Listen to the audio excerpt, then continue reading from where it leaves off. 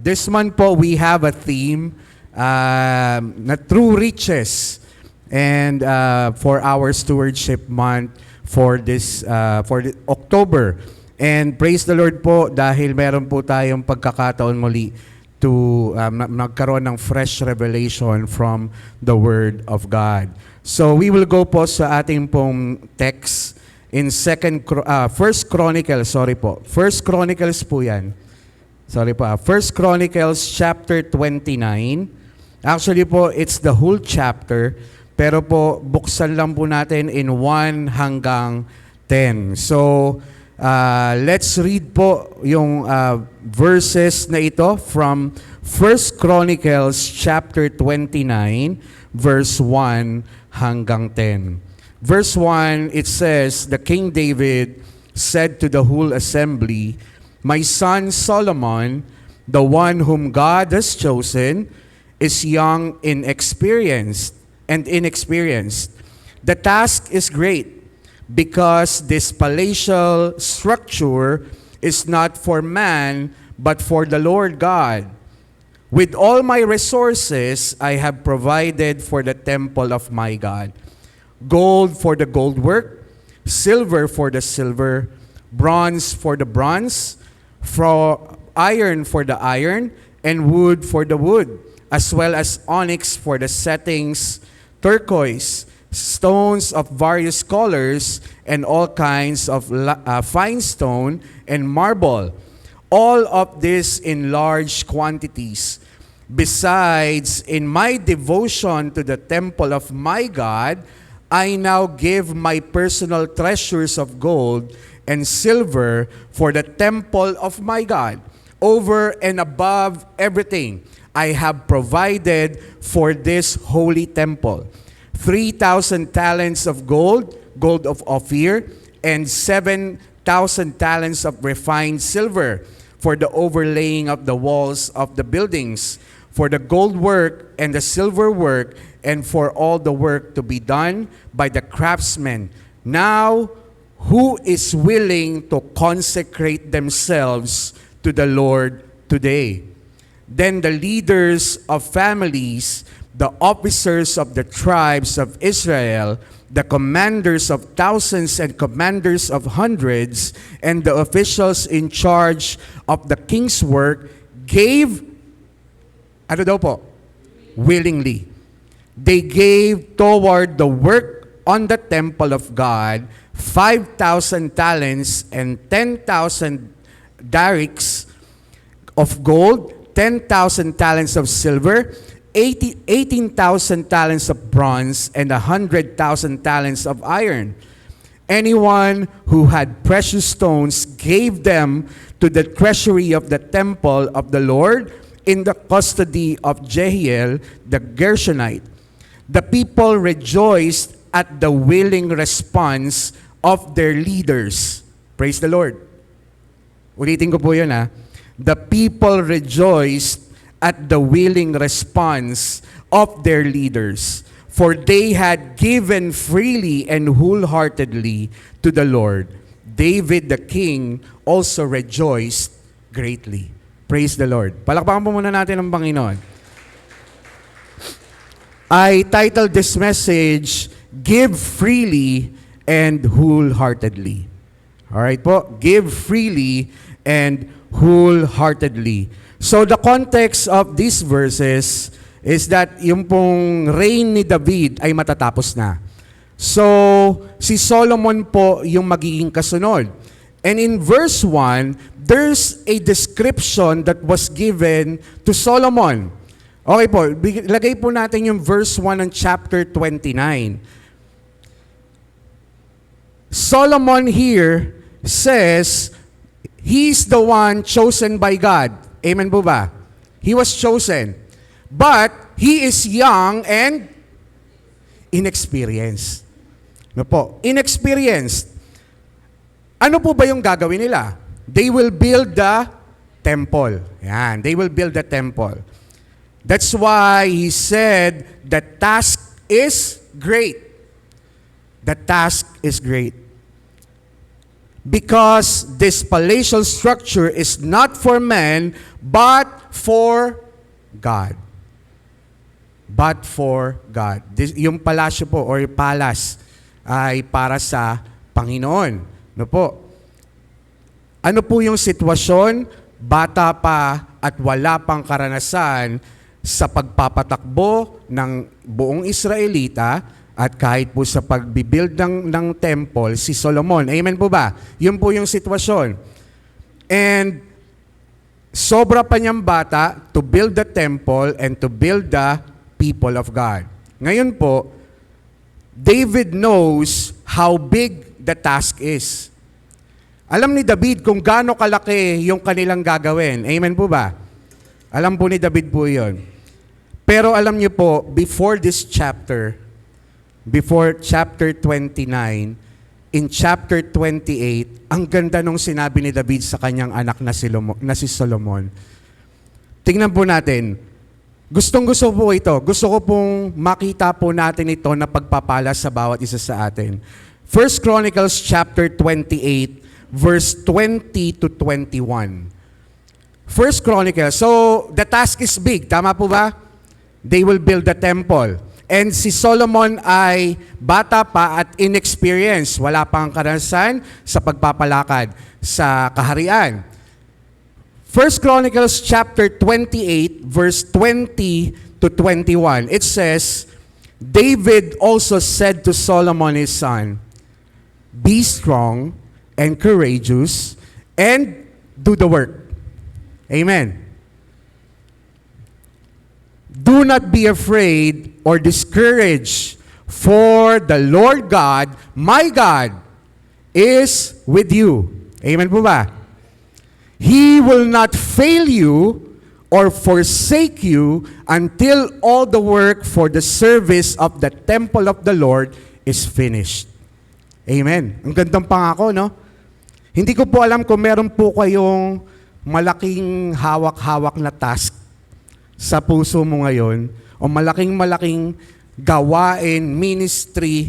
Hindi ko po alam kung meron po kayong malaking task na dapat gawin, projects man yan, studies man yan, whatever the task that you're given na malaki para sa iyo, praise the Lord, meron pong sinasabi sa iyo ang Panginoon. Amen. Alam niyo po, ito pong words na ito na binanggit ni David ay binanggit din kay Joshua. Joshua chapter 1, halos po yung buong chapter po na yon, sinabi po ng Panginoon kay Joshua, "Do not be afraid and do not be discouraged." Amen po. Be strong and be very courageous. Dahil po, bata pa rin si Joshua. Amen po ba? Pinakita po doon na merong malaking task, merong malaking gagawin, pero huwag kang mag-alala. May kasama ka. Amen po ba? Huwag kang mag-alala. Kasama mo ang Diyos.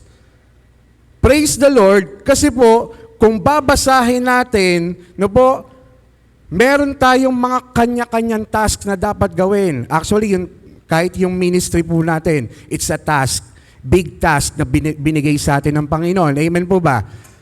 Yung asawa mo, ministry mo yan, task mo yan. Amen po ba? Yung anak mo, big task yan. Amen po? All of the things that we are doing are the tasks that was given to us. Praise the Lord, meron pong ibinibigay na pangako sa iyo ang Diyos. Pwede bang basahin natin sa Tagalog, Ate Angie? Yung pong 1 Chronicles 28, 20 to 21. Basahin po natin sa Tagalog. And I want you, all of you to read. Okay po? Whatever the task that you are having, gaano man kabigat yung iyong dinadala, o sabihin natin meron kang mga iniisip, ito sasabihin sa iyo ng Panginoon. Basahin po natin lahat. 1, 2, 3, go. Sinabi rin ni David sa kanyang anak na Solomon, basahin niyo po, go. At simulan mo na ang pagpapagawa.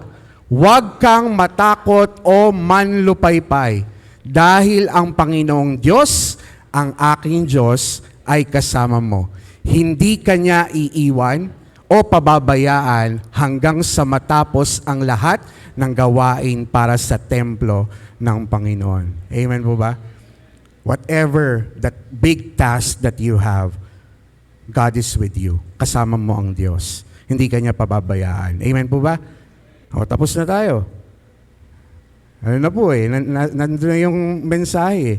Praise the Lord, dahil kasama mo ang Diyos. Pero I have a question. What happens when the people of God are generous? What happens when the people of God gives freely and wholeheartedly?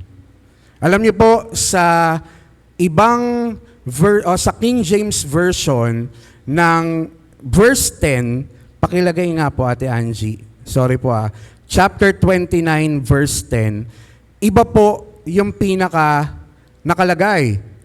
Verse 10 ng chapter 29. Basahin po natin. David praised the Lord in the presence of the whole assembly, saying, wait lang po 29:8. So 29:9. Sorry po. Then the people rejoiced, for that they offered willingly, because with perfect heart. With, ano daw po? Perfect heart. They offered willingly to the Lord. With perfect heart. Wow. Yung katabi mo may perfect heart yan. Generous yan Amen po ba? Generous yung katabi mo. Amen. Oh, praise the Lord. What happens when the people of God are generous? What happens when the people of God, with a perfect heart, giving freely and wholeheartedly? Amen po ba? Amen? Number 1, point kagad po tayo. Mabilis lang to. Number 1, everything is provided. If the people of God are generous, everything is provided. Amen po ba? Tingnan niyo po. Alam niyo po, nung binasa ko po ito, napakagandang structure. Napakagandang structure sa isang church. Tingnan niyo po siya. Verse 2 hanggang 9, ano po ang sinabi ni David? With all my resources, I have provided for the temple of my God. Gold for the gold work, silver for the silver, iron and wood for the wood, as well as onyx for the settings, turquoise stones of various colors, and all kinds of fine stone and marble. All of these in large quantities. Besides, in my devotion to the temple of my God, amen, I now give my personal treasures of gold and silver for the temple of my God, over and above everything. Ibig sabihin, mas malaki pa. Over and above everything. I have provided for the holy temple. So binanggit na po dyan kung ilan yung kanyang ibinigay. So si David, bilang leader, bilang hari ng buong bansa, siya nauna. Amen po ba? Siya ang nauna. Siya yung unang nagbigay. Amen. Kung meron po magbibigay, kami mga pastor, mauuna kami. Amen po ba? Kami po mga pastor. Kami po mga leaders. Amen po ba?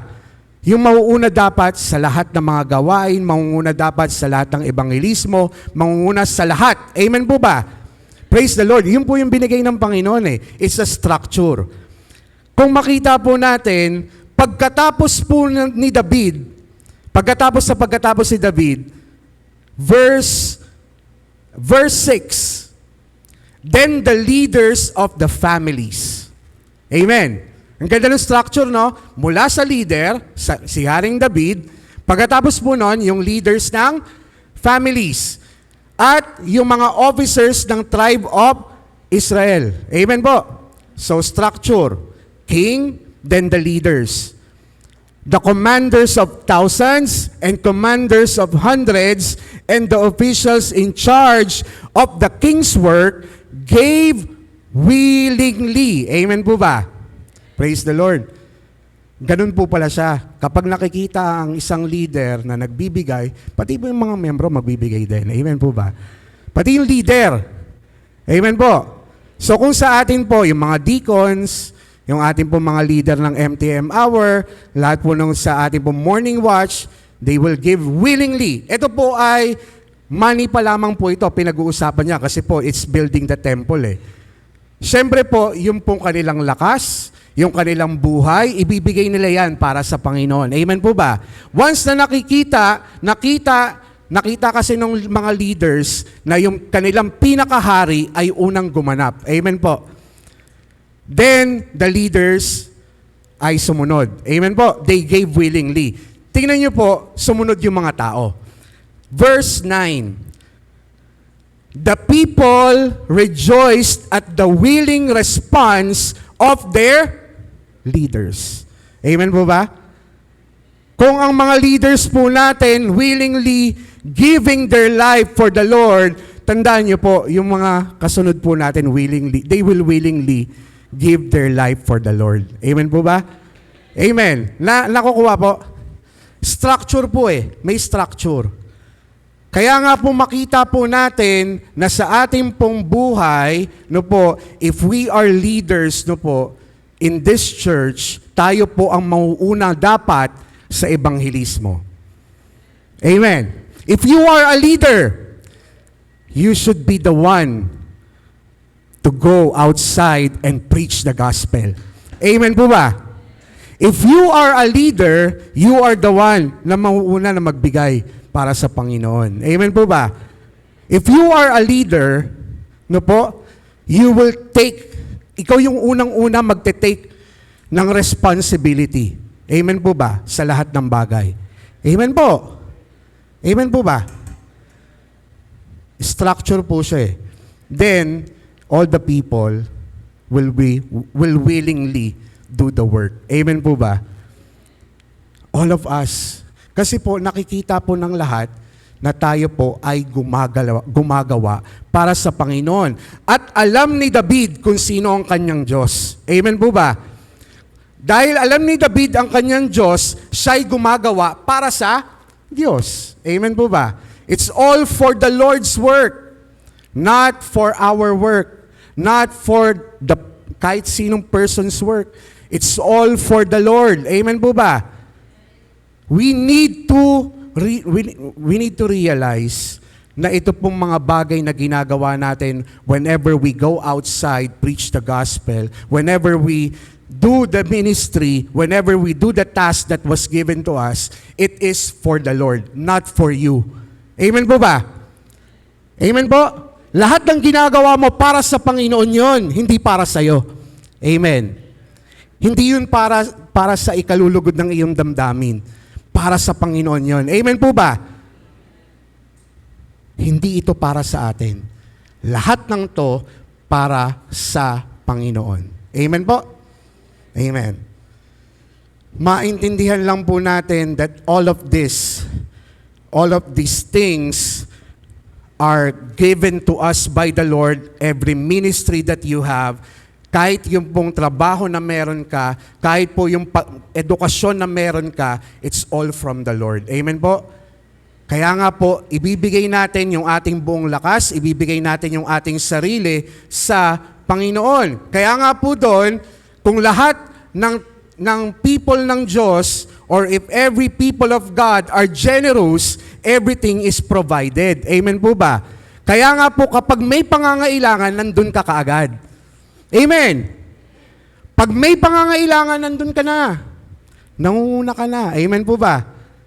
Kaya nga po mahalaga na makita natin na tayo pong lahat ay binigyan ng atas ng Panginoon to really talagang give willingly. Give yourself willingly to the Lord. Amen po ba? Give yourself willingly sa Panginoon. Nabi ko nga po, napakagandang structure. And napakagandang structure niya when it comes to obedience. Makita po natin na ang lahat ng bagay na nangyari na ito, it's all because of the love of King David sa kanyang Panginoon. And lahat po tayo na gumagawa po tayo, bunsod ng pagmamahal na ibinibigay ng Diyos sa atin. Amen po? Lahat ng ginagawa natin, bunsod dapat yan ng pagmamahal ng Diyos sa atin. Hindi po yan bunsod lamang ng ating pansariling desisyon. It's all because of God. David knows his God. Tanong ko po sa inyo, do you know your God? Amen po ba? Do you know Jesus? If you willingly obey Jesus in your life, you will give willingly and wholeheartedly. Amen po ba? Amen. Gustong-gusto ko po yun eh. Lagi niyang sinasabi, my God. For my God. It's the temple, yung devotion niya in verse 3, besides, in my devotion to the temple of my God, nagbigay pa siya over and above. Amen po? Over and above. Kung magbibigay ka sa Panginoon, bigay mo yung the best. Amen. Above pa ron. Amen po ba? Kung magbibigay ka sa Panginoon. Praise the Lord. Tingnan niyo po, no? If the people of God are generous, everything is provided. Kaya nga kung may pangangailangan, nandun kaagad yung mga anak ng Diyos na magpupuno dun sa mga pangangailangan. Amen po? Alam natin na ang Diyos ang nagpupuno. Amen po? Pero po, meron po tayong mga kapatiran, no po, tayo pong lahat, pwede po natin punan yung mga pangangailangan. Amen? Amen po? Amen. Number 2. Malapit na tayo matapos. When the people of God are generous and gives freely and wholeheartedly, everything is easy. Napakadali lang ng lahat ng bagay. Amen po ba? Everything is easy. When all the people are generous and freely giving wholeheartedly, everything na gagawin natin para sa Panginoon, napakadali lamang. Napakadaling maglingkod sa Lord, napakadali ng ministry when people are generous. Amen po ba? Saan po generous? Generous sa time. Generous saan? Generous na ibigay mo yung sarili para sa gawain. Amen po ba? Kaya nga po nakakatuwa yung ating pong church po, di ba? We are willingly putting our lives no po, papunta po papalabas, preaching the gospel. Amen po ba? Kung gusto niyo po na sumama po sa gawain po ng evangelismo, you can do so. Amen po. Kung ayaw niyo naman po, pwede kayong mag-provide. Amen po. Pwede kayong mag-invest. Pwede po kayong magbigay financially. Amen po ba? Kasi po, ganun po yung work eh. So, meron po lalabas, meron pong magbibigay. Amen po ba? Kasi po, ganun po yung gawain ng church para gumagaan. Amen po. Para magaan, para easy lamang ang ating pong ministry, lahat po tayo magsama-sama, magkaroon ng pagkakaisa para po sa gawain ng Lord. Amen po? Now, everything is easy. Give what is best for the Lord. Now, everything will be easy. Ano po yung point number 1? Everything is provided. Number 2, everything is easy. Conclusion na tayo. Okay. When the people of God are generous and wholeheartedly giving, everything is provided and easy. Tanungin niyo po ako kung bakit. Bakit? Kasi po, everything that we have is from the Lord. Amen po ba? That's in verse 14. Verse 14 it says, "But who am I, and who is my people, that we should be able to give as generously as this? Everything comes from you, and we have given you only what comes from your..." Wow. Kaya nagiging madali ang lahat ng bagay kasi lahat provided. Lahat ay easy because it is God who is doing the very things in your life. Amen po ba? It is the prayer of David actually. Pag binasa po natin yung buo, matutuwa po kayo sa panalangin ni David. Gusto niyo pa basahin po natin? Ano alam po natin? Rundown natin. Verse 10 po, Ate Angie. from verse 10, tingnan niyo po kung paano sinimulan ni David ang kanyang panalangin. David praised the Lord in the presence of the whole assembly, saying, "Praise be to you, Lord, the God of our father Israel, from everlasting to everlasting. Yours, Lord, is the greatness and the power and the glory and the majesty and the splendor, for everything in heaven and earth is yours. Yours, Lord, is the kingdom. You are exalted as head over all.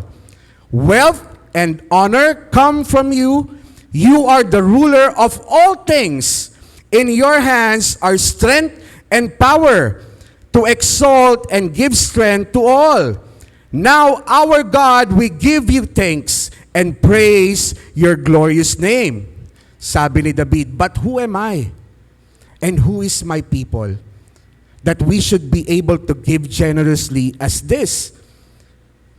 Everything comes from you, and we have given you only what comes from your hand.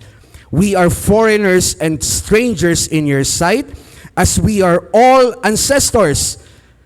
Our days on earth are like a shadow without hope.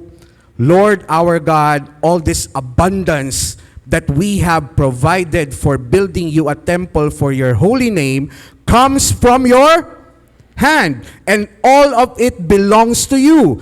I know, my God, that you test the heart and are pleased with integrity. All these things I have given willingly and with honest intent. And now I have seen with joy how willingly your people who are here have given to you. Lord, the God of our fathers, Abraham, Isaac, and Israel, keep these desires and thoughts in the hearts of your people forever, and keep their hearts loyal to you. And give my son Solomon the wholehearted devotion to keep your commands, statutes, and decrees, and do everything to build the palatial structure for which I have provided."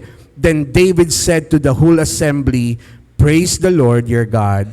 So they all praised the Lord, the God of their fathers. They bowed down, prostrating themselves before the Lord and the King. Lahat ng bagay galing sa Diyos. Amen po? Ganda nung kanta natin, for from you are all things, and to you are all things, you deserve the glory. Amen po ba? Alam ni David kung sino ang Diyos niya. Kaya nga, dun pa lang sa pagpo-provide ng lahat ng bagay, siya na yung nauna. Kaya ang tanong ni David, sino ang mauunang magbigay sa inyo ngayon? That's in verse 5. Sino ang mauunang magbigay sa iyo ngayon? Ngayon po, tatanungin ko po kayo, sino po mauuna? Amen.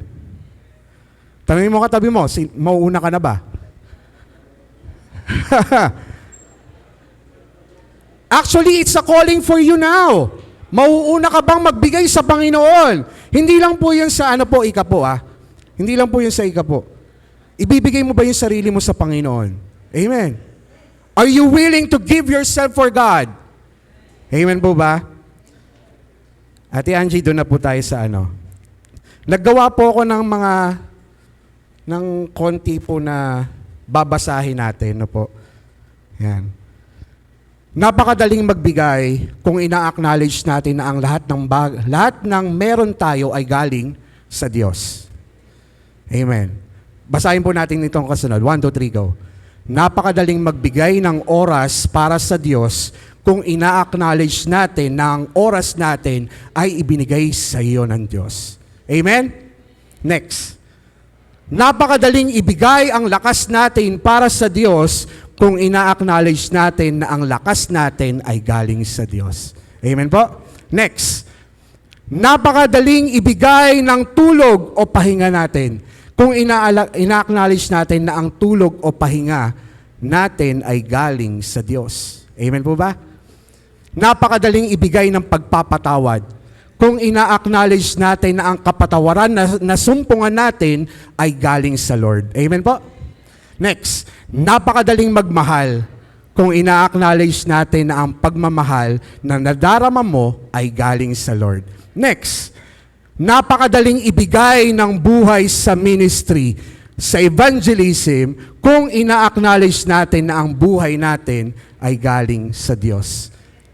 Napakadaling magbigay sa pangangailangan ng church kung ina-acknowledge natin na ang lahat ng pangangailangan mo ay kayang ibigay ng Diyos at galing sa Diyos.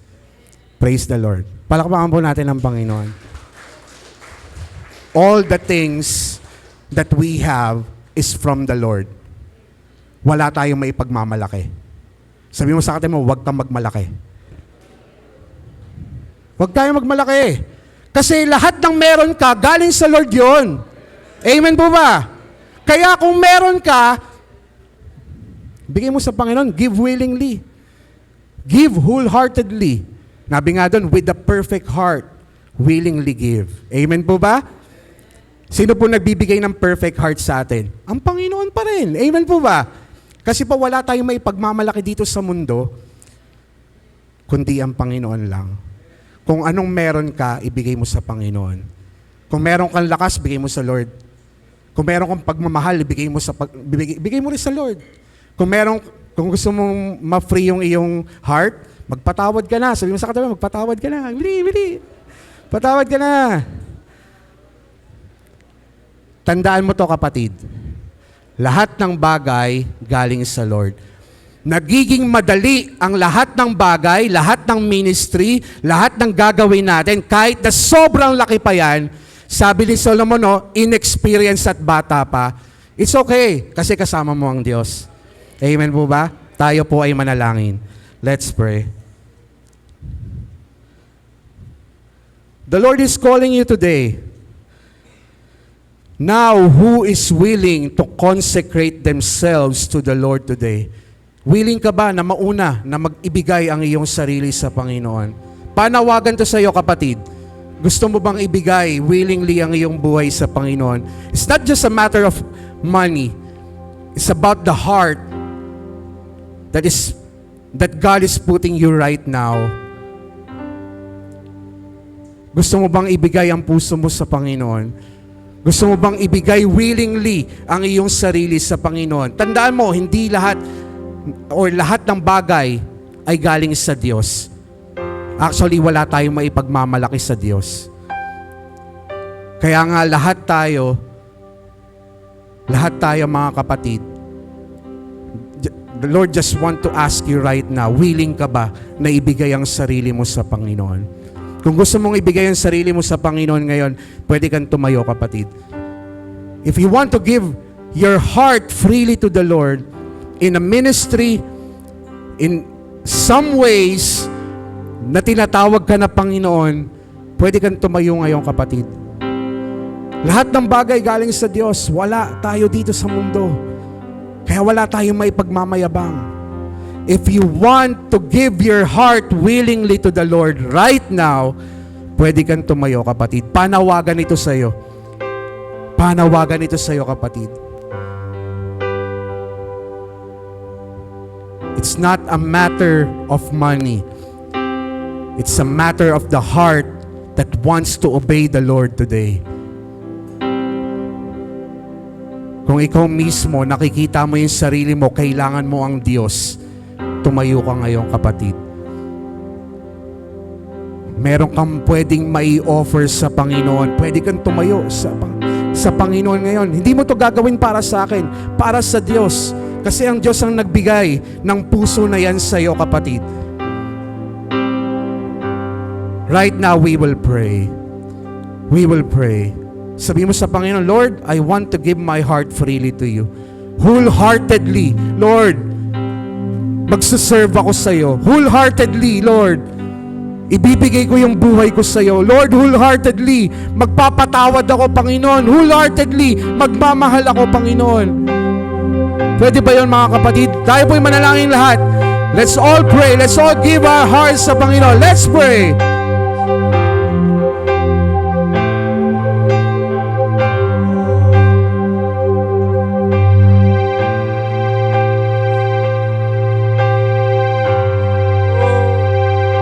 Just acknowledge that all that you have is from the Lord. Just acknowledge.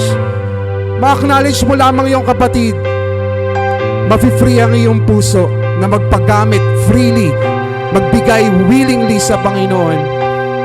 Oh, hallelujah. Just pray to the Lord. Just give your heart. Give your heart sa Lord. Give your heart sa Lord. Pagkakataon mo to, kapatid, to really give your heart willingly sa Panginoon. Hallelujah. Oh, Jesus. Hallelujah. Oh, just pour out your heart sa Panginoon. Just pour out your heart. Just pour out your heart. Hallelujah. Right now, pray. Right now, pray. Gusto mo na mag-serve sa Panginoon willingly, want to give your heart wholeheartedly, pwede kang pumunta dito sa harapan. Our pastors will pray for you. Kami po, papanalangin ka namin. You can go here sa harapan. If you want to serve the Lord freely, wholeheartedly, willingly, you can go here sa harapan. Right now. Ito ay sangkapan mo ng pananampalataya, kapatid. We will pray for you. If you want to give your heart freely sa Panginoon, we will pray for you. Hallelujah. Pwede po kayo pumunta sa harapan and we will pray for you.